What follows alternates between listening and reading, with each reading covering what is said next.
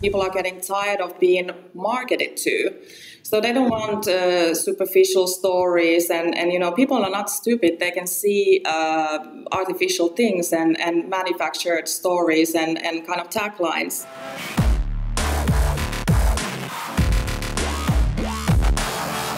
All right, so welcome to another episode of the Barron Report. Here we are today, of course, and as all things restaurant and food service, we talk about innovation. And many brands come to us in many cases and kind of just ask us what are some of the best ways to reach chefs and emerging operators and even more so consumers that are using kind of the whole approach toward pull through. And what I mean by that is when a consumer wants a brand so much that they start asking a restaurant or a bar owner for that brand. It's kind of how some of the American brands have really got to the precipice of where they are today. So today we're going to be looking at authenticity and how it is applied to brands in the beverage business. And one of the beverages we'll be talking about today is vodka. We're going to join a concept that is called Koskenkorva Vodka. Now, this brand got my eye with a YouTube video. And I'm constantly out there scanning marketing and just in general what are food service and beverage companies doing to kind of get the industry's attention. And they had a very interesting YouTube video that really just got to the basis of what vodka is all about, as opposed to the nightlife and glitz, but really the core element of making it. And today I've got Suvi I don't want to chop this up too bad, Suvi. Reinikkala. Not an easy one to pronounce. Suvi, thank you so much for joining us today on the Barron Report. Thanks for having me. My pleasure. Yeah. Now, kind of give us your role, first of all, and how you're related to Koskenkorva. Yes, I am a marketing director for spirits here at Altia, based in Helsinki, Finland. And with that, of course, your day-to-day in say, bringing a product like Koskenkorva Vodka to market here in the U.S., what are some of the things that you do to kind of help that along? Yeah, sure. Well, what we do here day-to-day is that we are building the Koskenkorva brand for the U.S. market. We just launched recently, so it's all very exciting for us. Yeah.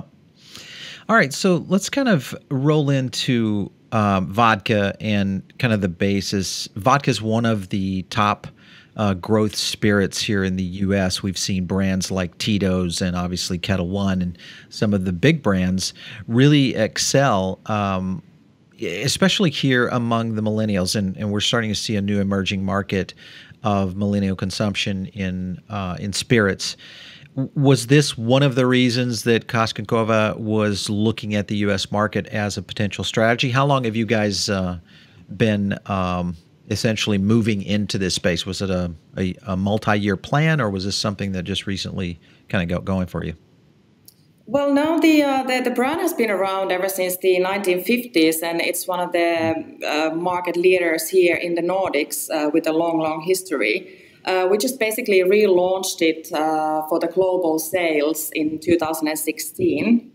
And taking from there, we have been looking into different markets, opening new markets and new opportunities, and US is just one of them.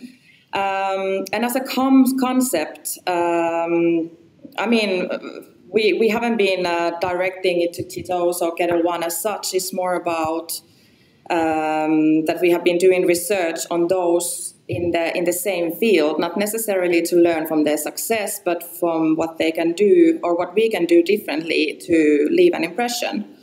So I think Koskenkorva Vodka offers something very unique to the American market, and it's basically reflected in our style, character, and our taste of vodka and the purity of it.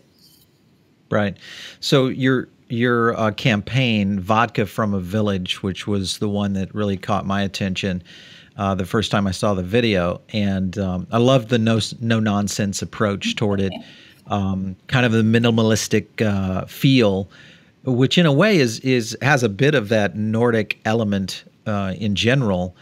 Was that something that you guys felt this was one of the strategies that potentially could cut through the noise here in the U.S. market in terms of spirits? Yeah, it's all about authenticity. It's all about being real. I mean, we are the only globally known vodka named after the village where it's made. Basically, Koskenkorva, the vast farmlands of Western Finland. So we just recognize that the pure water, good barley, and hardworking farmers were what we wanted to market because it's the resources that we have. It's in our brand DNA, so it's a natural fit for the campaign.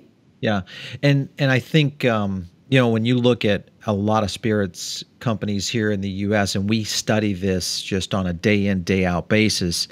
Everything from consumer sentiment, what people are talking about when it comes to beverage brands. And in most parts, you kind of see, and it's starting to I think, feign a little bit, but you see quite a bit around the party scene, whether it's, that's right. like your video is where it says you don't have supermodels or rappers and that whole aspect of it. But you're bringing just a core of a great quality product. And in your research in terms of the American consumers and the operators, meaning restaurant brands and bar owners, et cetera, here in the U.S., was that something that you felt like this could be our real differentiator? We just need to bring super core, great quality product. Yeah, exactly. Because we see that trend all over the world that people are getting tired of being marketed to. So they don't want superficial stories, and people are not stupid. They can see artificial things and manufactured stories and kind of taglines. So it's more about that we have a real village with real farmers, with real people, where we have been producing this fantastic quality vodka ever since the 50s. So it's all about bringing the story to the world and telling it. It's kind of easy in a way. And we feel that, yes, it's interesting because real things and authentic things are interesting to consumers because it makes it easy to understand and just honest. And I think honesty as such is the key here. It's a little bit like, how Finnish people in general are very honest. I mean, I've been living in many places in this world, and I can honestly say that Finnish people are very honest in general. So it's how our brand is built. It's all about being very straightforward. There is no bullshit, no gimmicks, just real talk and a very honest product. And I think that's a fantastic point of differentiation on how the whole vodka category has been built traditionally. Yeah, absolutely. Well, it brings up a point, and that is the whole trend toward artisan spirits and artisan products in general, which kind of bring that point home, which is you do get those very transparent stories and those kind of things that kind of connect a consumer to a product. And we are seeing more and more products that are moving toward this artisan approach. Even restaurant brands and bars and so on are themselves branding themselves more as artisan style, delivery places, whether it's a bar that's doing craft cocktails or, a certain number of craft beers or local craft beers. So we see this trend really taking off, and of course, obviously, the American consumer is one of the driving points. So you guys seem to be fitting perfectly in this movement toward artisan products. Was that one of the reasons for your timing to bring the brand to the United States? Yeah, I mean, absolutely. Like, what would be a better time than now for a true artisan brand to make its way to America? I mean, we trust our authenticity. We'll show through our campaign, and as our brand becomes more visible to the U.S. launch. And in addition, of course, we have also these signature cocktails that we feature, including Koskenkorva Vodka using real juices, which we produced, which lend themselves to truly authentic cocktails as well. Interesting. Okay, so you're providing some menu formats for brand or bars or hotels and restaurants that pick up the brand. How hard was it for you guys to crack into the distribution model here in the States to get your product here? Well, we were very, very lucky to find a fantastic partner in Finnish Spirits to collaborate with, which has a fantastic network in terms of distribution. So, I mean, the partner is very much needed to break it in a country like US. Right. So obviously you guys are using video and YouTube as a way to reach and actually kind of get that message out there. How far have you kind of propelled the brand into social media? How far do you think you guys have come in terms of representing what you guys are doing in social? Yeah, well, right now we are just still in the phase of launching and building distribution. We will launch a launch campaign soon, also in social media, and actually the kind of headline is the villagers thanking US for launching our product, and it will be a fantastic campaign. And again, it's all about real deal. We really have all the villagers in the field thanking the world for launching our product, and especially US. And it's not just the village that is super excited about this opportunity. It's the whole Finland, because when we actually told the news about the launching in the US, then it was widely recognized in local media. And now we get all these questions all the time about everybody, how is it going? And is our product performing? And all this stuff. So it's the village and it's the world, or the Finland, that is very excited about this opportunity. So coming back to social media, we haven't launched the campaign yet, but it will happen soon. So watch out for that. Yeah, absolutely. Let's talk a little bit about the vodka itself. So that's one of my favorite spirits. I have my few brands that I kind of partake in. What would you say is the core differentiator of, your vodka? Some vodkas have really great finishes. Some vodkas have, just this smooth texture. Some vodkas just have an amazing ability to fuse with other mixing agents, such as juices and other spirits even. What would you say is the Koskenkorva kind of one or two things that really kind of bring that vodka to the front of the pack? Yes, I mean this is one of my favorite topics because our vodka is one of the purest in the world, and the reason for it is because, first of all, the ethanol that we use is made from barley, and it's the northernmost barley variety that we use in the world, and it comes out as very, very pure ethanol. And then when we mix the ethanol with water, the water that we use is so pure that you don't need to filter it. And we cannot say that there would be many vodkas in the world that could actually say that. Because in Finland we have water that you can actually drink from the ground because it's so pure. And then when you combine the northernmost barley to pure water and a high state-of-the-art distillation process, you get a very, very clean and pure vodka. And this is not something that I am just coming up with, because we have been competing globally in various vodka kind of competitions where, all these vodka experts are blind testing 90 different vodkas from all over the world. And we are winning them hands down, time after time, being one of the purest vodkas that there is. So definitely it's this is what makes our product so high quality, is the purity of it. So for a Finnish brand, and you look at cocktails around the world, is there particular cocktails that you like that you guys kind of say, okay, these are our core cocktails that we kind of partake in using the Koskenkorva brand? What would you say is your favorite cocktails with this product? Well, we have our own signature cocktail, which is called Village Martini. What we like to do is that we kind of take all kind of famous cocktails and we make them our own. And this is one of them because it's It's a fantastic tasting product where you combine our original Koskenkorva Vodka with lemon and a hint of Earl Grey tea. Okay. So, but only so the vodka, Earl Grey tea, and lemon, and that's the three ingredients, or is there Yeah, anything?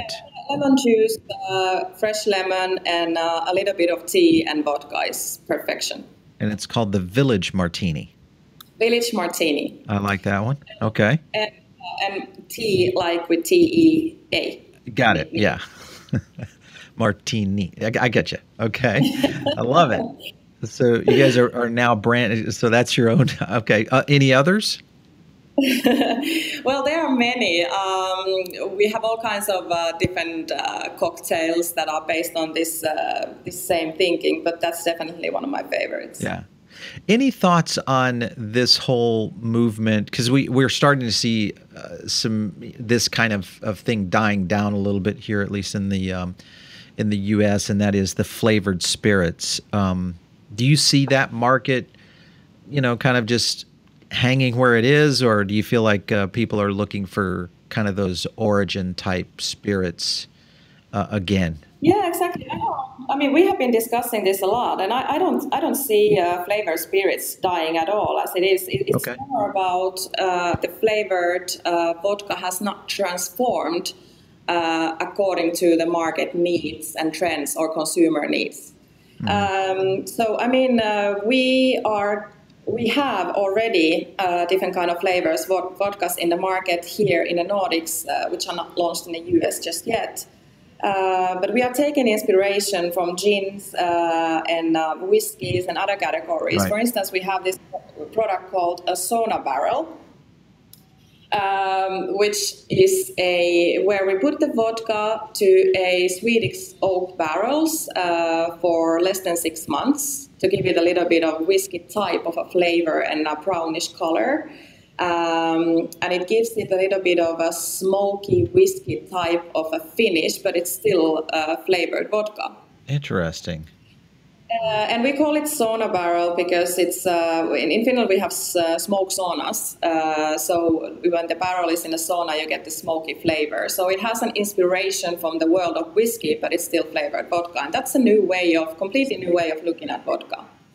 There are so many ways that you can play with flavors that I actually think that the next trend might be along flavored vodkas, but it needs to evolve and change. I don't think it works as the way it is now. That's an interesting statement.